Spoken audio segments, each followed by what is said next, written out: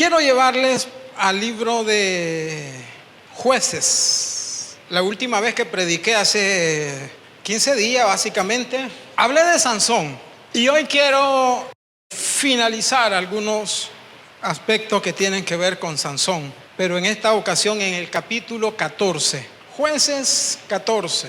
Estudiar la caída de los hombres de Dios en la Biblia siempre es muy interesante. Como igualmente es interesante estudiar los procesos de restauración de personas que fueron restauradas en la Biblia. En la Biblia hay varios que cayeron, que fallaron, entre ellos David, Salomón, Pedro, por mencionar algunos. Todos ellos pecaron, pero hay una constante en el pecado de ellos, hay una constante. El pecado no es una caída. Diga conmigo, el pecado no es una caída. No es una caída en el sentido que nosotros popularmente hablamos. El pecado es un proceso. Diga conmigo, el pecado es un proceso. Es un proceso que poco a poco nos va minando hasta que uno consume algo o realiza algo. Porque normalmente uno habla del pecado como que si uno va caminando, me resbalé y me caí, ok. Como que si el pecado es un acto espontáneo, inmediato. En realidad no. El pecado y las faltas que nosotros cometemos a Dios siempre son un proceso. Siempre son un proceso. Y esa es una constante en todos los hombres de Dios que fallaron. Y Sansón, que falló. El domingo anterior les hablé de una de las más grandes faltas de Sansón, cuando reveló a Dalila en qué consistía su fuerza. Y uno puede ver a Sansón aisladamente con Dalila, pero en realidad Sansón venía de todo un proceso que era cuestión de tiempo para que llegara a tal situación. En el capítulo 14 hay algunos indicios de ese proceso de Sansón, y es de ellos que le quiero hablar. Vaya conmigo, Jueces capítulo 14. Jueces capítulo 14 dice: descendió Sansón a Timnat. Siempre he dicho que el término descender no solo tiene que ver con un asunto geográfico. Obviamente que si lo tomamos literal, eso tiene que ver con un asunto geográfico. Geográficamente Sansón vivía en una parte alta, y para ir a Timnat tuvo que descender, bajar. Es un asunto topográfico, de desnivel geográfico, literalmente. Pero eso para nosotros tiene un significado espiritual. El significado espiritual es que él descendió. Espiritualmente estaba aquí y bajó su nivel. Todos los procesos, todas las caídas, como nosotros llamamos, empiezan por ahí. Bajamos nuestro nivel. Bajamos nuestro nivel espiritual, descendemos. Casi nunca alguien cae en un tiempo en que está orando como nunca, ayunando como nunca, leyendo la Biblia como nunca. La mayoría de las faltas, cualquiera que sean, sexual, económica, negocio ilícito, soltar la lengua, la que usted quiera, tienen que ver con un descuido espiritual. Nos hemos descuidado y entonces bajamos nuestro nivel, descendemos. Ya no estamos orando como orábamos antes, no estamos leyendo la Biblia como leíamos antes, no asistimos a la iglesia como asistíamos antes. Y todo eso por efecto va a hacer de que nuestra pasión por Dios empieza a disminuir y nuestro compromiso por Dios empieza a disminuir. Cuando usted ya no ora, cuando usted ya no lee la Biblia, cuando usted ya no asiste, no trate de darme atol con el dedo. Si me va a dar atol, eso se lo digo siempre a mis hijos. Cuando mis hijos me quieren ver la cara de tonto, yo le digo: no me trate de dar atol con el dedo. Si me va a dar atol, dame con cuchara. No me diga que si usted no está orando, no está leyendo la Biblia, no está asistiendo a la iglesia, usted está en su nivel. No me diga que no tengo que ser sabio, no tengo que ser adivino, no tengo que ser psicólogo, no necesito eso Basta con la experiencia pastoral y la experiencia personal para saber que el que no está orando, el que ha dejado de orar, el que ha dejado de ayunar, el que ha dejado de leer la Biblia, el que ha dejado de asistir a la iglesia, su nivel inmediatamente baja. Entonces, lo primero, en la caída de Sansón, diga conmigo, descendió. Y cuando uno desciende, es más propenso a darle rienda suelta a los sentidos. Ahora mire lo que ocurre, capítulo 14. Y descendió Sansón a Timnat, y vio en Timnat a una mujer de las hijas de los filisteos. ¿Sabe usted cuál es el segundo verbo que se utiliza ahí? Vio. Porque cuando hemos bajado a nuestro nivel, estamos más propensos a ver cosas que cuando nuestro nivel espiritual está en las mejores condiciones no las vemos. Cuando hemos bajado, cuando hemos descendido, las vemos. Pero no me voy a centrar ahí. Yo quiero llegar al versículo 6. Estos versículos se lo explico. Y subió y lo declaró a su padre y a su madre diciendo: yo he visto en Timnat a una mujer de las hijas de los filisteos, os ruego que me la toméis por mujer. Esto dice la Biblia porque en aquellos tiempos el padre era el responsable de hacer los convenios matrimoniales.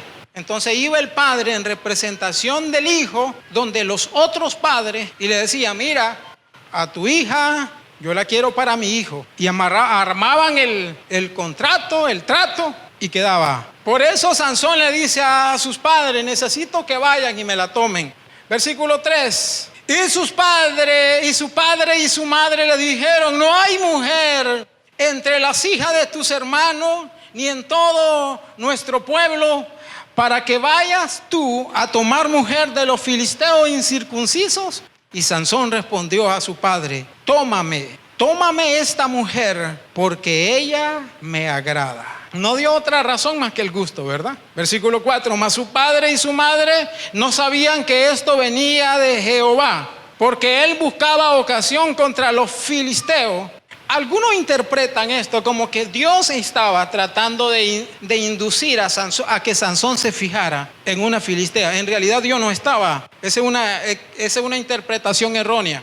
Solo porque el versículo dice que esto venía de parte de Dios. No es que Dios hizo que Sansón se fijara en esta mujer. ¿Por qué? Porque toda la ley levítica, en principio en toda la ley levítica o la ley mosaica, Dios prohibía que un hijo de Israel se casara con una cananea. Canaán es toda esa región donde estaban también los filisteos. Entonces Dios prohibía que un israelita se casara con una cananea. Lo que este pasaje quiere decir es que aunque Sansón no estaba haciendo la voluntad de Dios, Dios estaba valiendo de eso para Dios cumplir su propósito. Este es uno de los pasajes en los que uno puede ver reflejada la misericordia de Dios. Sansón tiene un deseo, tiene un gusto, tomar a esa mujer porque le gusta, pero esa mujer va en contra de los propósitos de Dios. Sin embargo, Dios, en su inmensa misericordia, ese deseo desordenado de Sansón y esa desobediencia de Sansón, Dios la iba a encaminar para cumplir su propósito. Y el propósito de Dios era liberar a Israel del yugo filisteo. ¿Qué le quiero decir? Que en la misericordia de Dios, Dios con frecuencia, en su misericordia, usa nuestros errores y nuestras pésimas decisiones para cumplir en nosotros su voluntad. No sé si me doy a entender. En su soberanía y en su misericordia, Dios con frecuencia, aunque no nos induce a pecar, porque recuerde, Dios no peca ni nos induce a pecar, pero aún aunque muchas veces nosotros lo hacemos, Dios en su misericordia usa eso y transforma eso de manera tal que Dios no pierda en nosotros su propósito. ¿Qué es lo que le quiero decir? Que a pesar de nuestros errores, de nuestra falta, Dios nunca abandona su propósito en nosotros. Versículo 5. Y Sansón descendió con su padre y con su madre a Timnat. Y cuando llegaron a las viñas de Timnat, he aquí un león joven que venía rugiendo hacia él. Versículo 6. Y el espíritu de Jehová vino sobre Sansón, quien despedazó al león como quien despedaza un cabrito, sin tener nada en su mano. Y no declaró ni a su padre ni a su madre lo que había hecho. Lo primero en el proceso del pecado de Sansón es que Sansón descendió. Y ahí vemos en 2 versículos el término descendió, que tiene que ver con bajar su nivel espiritual. Lo segundo en el proceso de la caída de Sansón es que Sansón acostumbraba a ocultarle a sus padres cosas que ocurrían. Y esto tiene mucho que ver con los jóvenes. Sansón vuelve a descender y va con sus padres camino a Timnat. Y en el camino sale un león. Y la Biblia es clara que era un león joven. No era un cachorrito, era un león joven. ¿Qué significa eso? Que no era un león viejo, porque los leones viejos pierden habilidades. Este era un león joven, con toda la fuerza, con toda la capacidad de una fiera para devorar a un hombre. Sin embargo, aunque Sansón va camino a la desobediencia, el Espíritu de Dios descendió sobre él. Y ese es uno de los errores que a veces nosotros cometemos. Nosotros sabemos que vamos camino a la desobediencia, que no vamos por el camino correcto, no vamos al objetivo correcto. Pero como sentimos a Dios, como sentimos la manifestación de Dios, pensamos que Dios está aprobando eso. No sé si me doy a entender. Entonces lo que ocurre es que Sansón, aquel león joven, lo agarra y dice que lo agarra como que si fuera un cabrito y lo despedaza. Pero se quedó.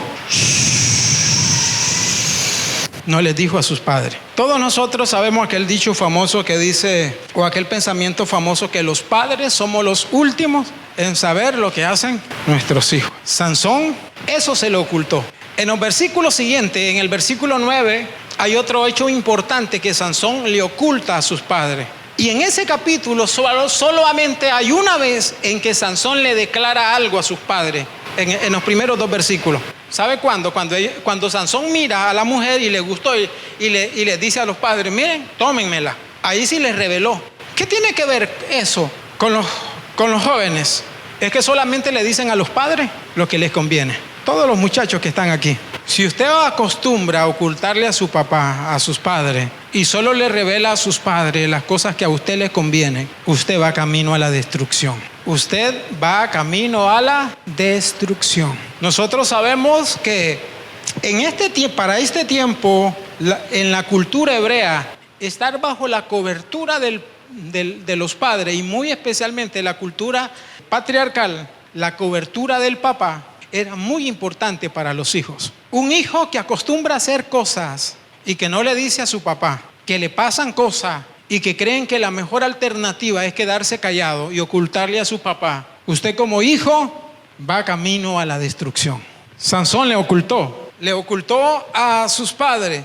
Versículo 7, ¿sí? Y descendió pues y habló a la mujer y ella agradó a Sansón. Este versículo 7 deja entrever que Sansón ya tenía cierta relación con la mujer o ya había tenido más de algún contacto. ¿Sabe por qué? Porque en aquel tiempo no era permitido que un hombre se acercara para hablarle a una mujer. Pero este versículo dice que él se acercó para hablarle a ella, lo cual deja entrever que en ellos ya había habido cierto contacto. Quizá por WhatsApp. Sansón le había mandado a decir una noche anterior. Sí, una noche anterior, mañana llego con mis padres. ¿Está lista? Y ella puso en su estado una carita feliz, ¿verdad? Versículo 8. Y volviendo después de algunos días para tomarla, se apartó del camino para ver el cuerpo muerto del león. Y he aquí que el cuerpo del león había un enjambre de abeja y un panal de miel, y tomándolo en sus manos se fue comiéndolo por el camino, y cuando alcanzó a sus padres y a su madre, le dio también a ellos que comiesen, mas no le descubrió que lo había tomado aquella miel del cuerpo de león. No le descubrió. Especialista Sansón en ocultarle a sus padres lo que hacía. Y en estos versículos son ricos, especialmente del 6 al 9, son versículos bien ricos. Sansón no solamente le oculta a sus padres. Cuando con sus padres un tiempo después para tomarla a ella, Sansón dice que se aparta del camino. Diga conmigo, se aparta del camino. Ok, lo primero, Sansón descendió. Diga conmigo, Sansón descendió. Segundo, Sansón le ocultaba a sus padres. Tercero, Sansón se apartó del camino. Se apartó del camino para ver el león que había matado días atrás. En la Biblia siempre el camino es comparado con Jesús. Por eso Jesús dijo, yo soy el camino. Si nosotros asociamos esto con que Jesús es el camino y Sansón se apartó del camino y luego regresa al camino, regresando al camino o incorporándose al camino según la versión que usted lea, ¿sabe qué tiene que ver esto? Con aquellos hijos que se pegan una apartadita sin que sus padres se den cuenta. No sé si me doy a entender. Hijos que se salen del camino sin que sus padres se den cuenta. Se apartó del camino para ver el león que había matado y dice que encuentra en el león un enjambre de abeja y toma de la miel y se incorpora nuevamente en el camino y empieza a comer y luego le da a sus padres. El versículo dice alcanzándolo. ¿Qué significa? Que él se quedó atrás. Le voy a decir algo a los padres. Si usted quiere que sus hijos no se aparten del camino, no los deje atrás. ¿Me escuchan los padres? Si usted quiere que sus hijos no se aparten del camino, no los deje atrás. Camine con ellos. ¿Usted alguna vez ha venido a la iglesia que yo esté y que mis hijos no estén? Yo camino con mis hijos. Yo los puedo dejar atrás. Pero si los dejo atrás, corro el riesgo de que ellos se me aparten del camino. Padres que se vienen a la iglesia y dejan a sus hijos en casa. Ahí llega vos. Se vienen a la iglesia y el hijo nunca viene. No ande dejando a sus hijos en casa. Tráigaselo. Los únicos hijos a los que igual usted no puede mandar es a los hijos que están casados. Pero si sus hijos viven con usted bajo el mismo techo, bajo su misma casa, usted tiene toda la autoridad de decirle, te vas conmigo, te vas. Ahí no solamente falló Sansón, ahí fallaron los padres. Porque más, cuando los padres le dijeron a Sansón, ¿acaso no hay mujer entre nuestros hermanos, entre nuestro pueblo? ¿Por qué quiere una filistea? Y Sansón le dijo, es que esa es la que me gusta. ¿Sabía usted que el papá tenía toda la potestad de decirle no? Pero el papá accedió. ¿Sabe lo que le faltó? Autoridad, pantalones. Uno como padre dice, no. A mí no me ande con esas cositas de que a los hijos no hay que exigirle para buscar a Dios. ¿Cómo no? A los hijos se les exige que busquen a Dios. Ellos mañana se lo van a agradecer. Si su hijo se enferma y el médico le dice hay que ponerle una inyección y el chaval está llorando, no quiero inyección, usted le lo deja hacer su capricho, lo agarra del pie, lo agarra de la mano y la inyección. ¿Por qué? Porque eso es lo que le conviene. Si su chaval dice no quiero ir al colegio, usted le dice, bueno, quédate dormidito. No, usted se me levanta y usted se va para el colegio. ¿Por qué? Porque eso es lo que le conviene. Si su chavalo le agarra piojo, ¿quién no agarra piojo en Nicaragua? Amén. Y anda, y usted le dice, vení que te voy a sacar eso. Y eso no sale con ayuno y oración. Y el chaval, no, usted le dice, ok, quédate con tu piojera. No. Usted lo agarra, busca un peine fino, busca zanate, busca criolina, busca no sé qué.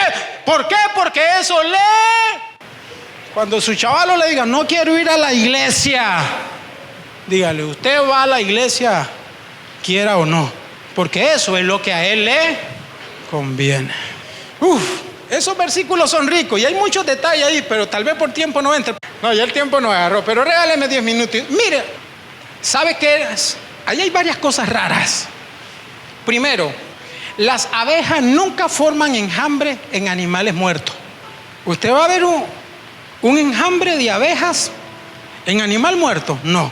Una posible interpretación es que ya solo estaban los huesos y que ahí en los huesos, en el esqueleto, las abejas formaron el enjambre. Pero normalmente no. Eso es raro, eso es extraño. ¿Sabe por qué? Porque Satanás siempre va a usar cosas extrañas para atraernos. Y ahí le puso miel. Según la ley levítica, eso era inmundo. Según la ley levítica, todo alimento que entraba en contacto con un animal muerto era inmundo. ¿Cómo es la miel? Dulce. ¿Sabe que lo inmundo no va a entrar a nuestra vida con cosas amargas? Lo inmundo va a entrar a nosotros con cosas dulces, agradables. Y entonces Sansón agarró y empezó a comer lo inmundo. Y luego regresó al camino. Eso es lo que el pasaje dice. Luego regresó al camino y de lo inmundo le dio a sus padres. Y los padres empezaron a comer lo inmundo.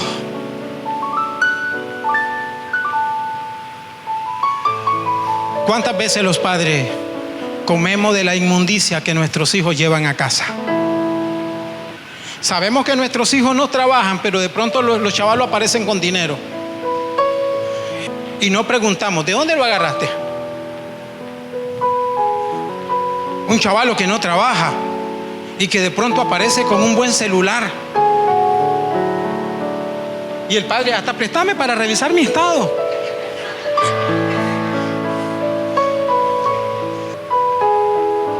Llevan lo inmundo a nuestra familia, a nuestra casa.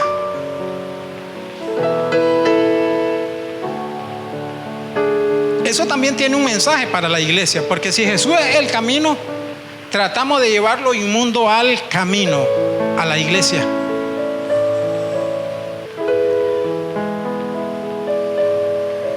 En vez de que los padres estemos pendientes de que hace nuestro hijo allá atrás, ¿dónde consiguió esa miel?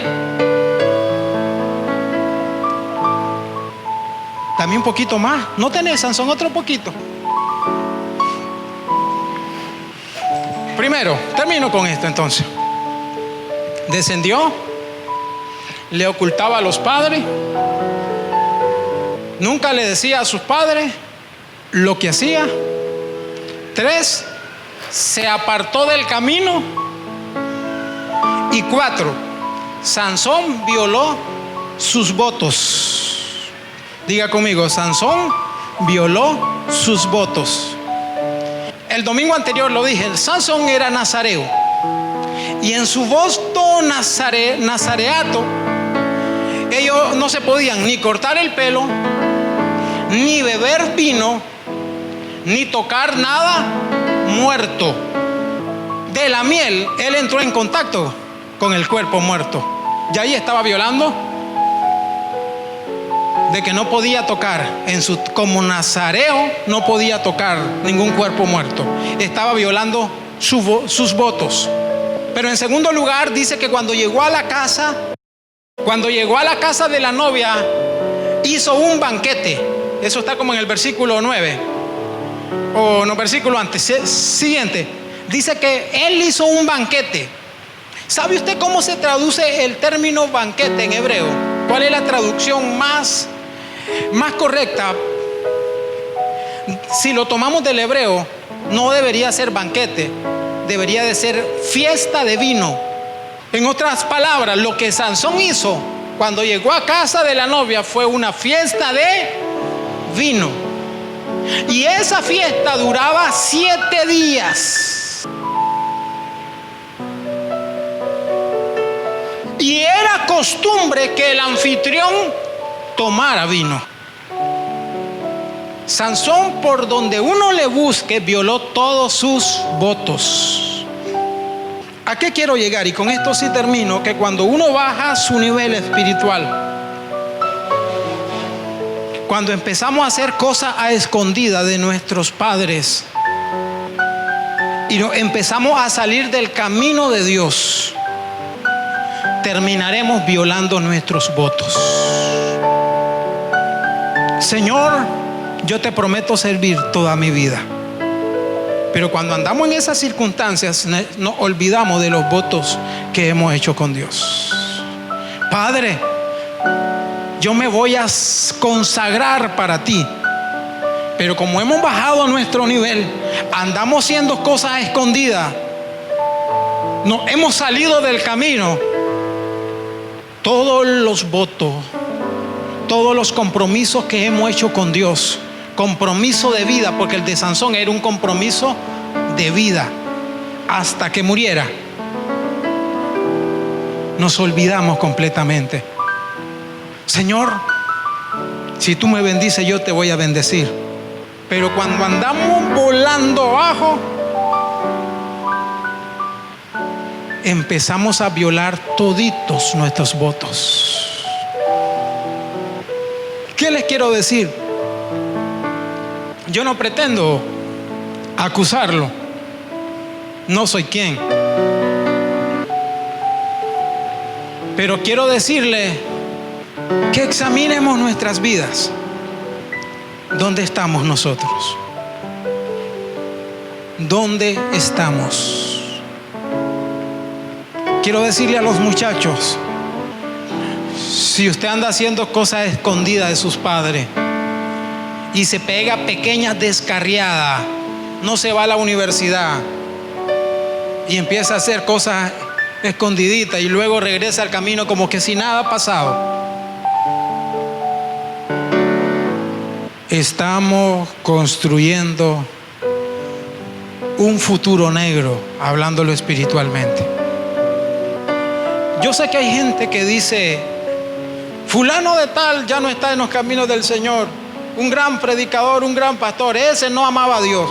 Yo le quiero decir, yo he conocido gente que amaba a Dios y que hoy no está en los caminos de Dios.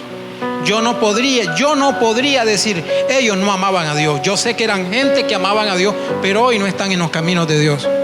¿Por qué? Porque gradualmente vamos descendiendo. Si usted ha descendido y se está rodeando solamente de gente que no ama a Dios, que no conoce a Dios, es cuestión de tiempo. Si usted no se está congregando, no está orando, no está leyendo la Biblia, y contrario a eso, se está rodeando de gente que ve normal robar, que ve normal adulterar, que ve normal fornicar, todo el mundo lo hace. No es de que extrañarse, todo el mundo lo hace y le empiezan a meter esa idea a uno que es normal. Es cuestión de tiempo. Es cuestión de tiempo para que terminemos apartados del Señor. Mientras nosotros estemos en esta tierra, seguiremos luchando. Nuestra lucha espiritual termina con nuestra muerte. El día que físicamente muramos y muramos como Pablo, fiel al Señor, no perfecto, pero fiel. Ese día podremos decir, he acabado la carrera, he guardado la fe. Mientras tanto, hermanos, usted y yo debemos de cuidarnos. Cuando yo veo en nuestro país, bueno, yo no soy el mejor analista, ¿verdad? Ni pretendo hacer un análisis político aquí, no. Yo de lo único que medio sé es de Biblia. Hábleme de Biblia y conversamos. De otra cosa no sé nada. Pero cuando yo veo nuestro país y yo veo a nuestro país y pienso en una restauración espiritual, ¿sabe qué? Y tal vez algunos me pueden calificar de negativo, pero la restauración espiritual de nuestro país yo la veo lejos. No estoy hablando de ámbito político, no estoy hablando de ámbito económico, estoy hablando de la restauración espiritual de nuestro país. Yo siento que la restauración espiritual de nuestro país está muy lejos. ¿Por qué? Si usted examina el libro de Esdras, Nehemías, Ageo, esos libros tienen que ver con la restauración de Israel, la restauración espiritual de Israel. Y así como hay procesos para caer, como lo que le he dicho ahorita, también Dios tiene procesos para restaurar. Nadie se restaura de la noche a la mañana. También la restauración es un proceso. ¿Sabe qué es lo primero que se restaura? ¿Sabe qué es lo primero que se restauró en Israel para que Israel sea restaurado? Lo primero que se restauró fue el altar. El altar. Y el altar representa nuestra relación personal con Dios, nuestro devocional personal con Dios. ¿Sabe qué fue lo segundo que restauraron? El templo. ¿Y el templo, sabe usted qué representa? La vida espiritual colectiva de la iglesia. Y de tercer lugar y último, ¿sabe lo que restauraron? Los muros de la ciudad. En otras palabras, la ciudad. Primero se restaura el altar, segundo se restaura el templo y tercer lugar se restaura la ciudad. ¿Sabe cuál es el problema de la iglesia? Y eso no incluye al Shaddai, eso me incluye a mí como pastor, eso le incluye a usted. ¿Sabe cuál es el problema de nosotros los cristianos? Es que queremos restaurar la ciudad sin primero haber restaurado nuestro altar. Primero restauremos nuestro altar. Y cuando nuestro altar esté restaurado, hasta entonces vamos a estar en capacidad de restaurar la iglesia. ¿Cómo está la iglesia ahorita? Vos sos de la derecha, vos sos de la izquierda y yo, que soy más espiritual, del centro. No en el Shaddai, me estoy hablando de la iglesia en general. No pretendamos que Dios restaure nuestra ciudad si no restauramos primero la iglesia. Yo te ruego por aquellos jóvenes que están haciendo cosas escondidas de sus padres.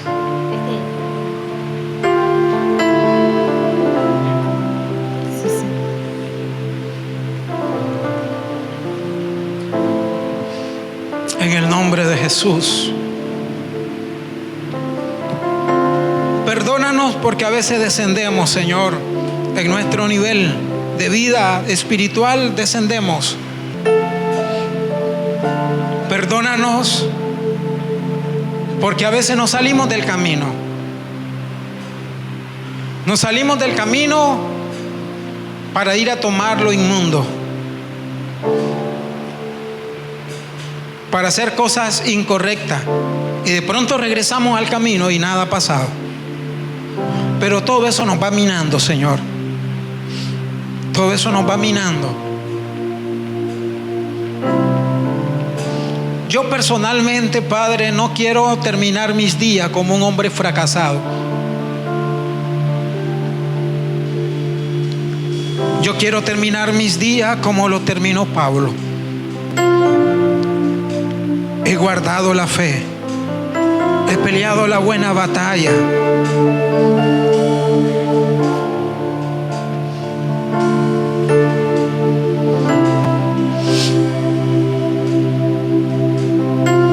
Y no me refiero a un fracaso material, me refiero a un fracaso espiritual.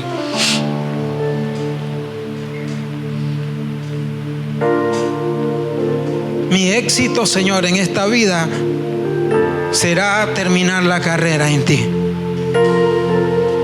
Que en medio de mi falta y de mis errores yo pueda cumplir los propósitos eternos para los cuales nací.